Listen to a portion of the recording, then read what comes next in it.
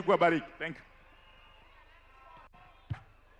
Mheshimiwa Alfred Mutua, Waziri wa Leba.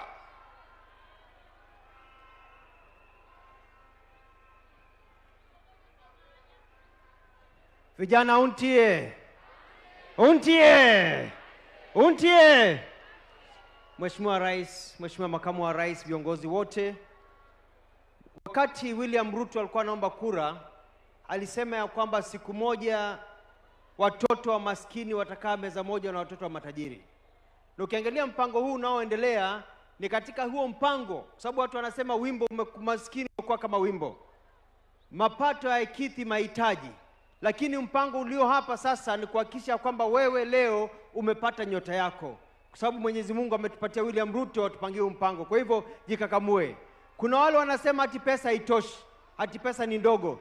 Tunawaambia kwamba sisi tuko sawa. Kama vile Femi Wana alimuuliza Meja, ukipewa utaweza? Tunasema sisi tutaweza. Kwa hivyo walete pesa, tutaweza, tuweze kufanya kazi. Asante na Mola wabariki. Asante sana kwa kuwa mfupi. Mheshimiwa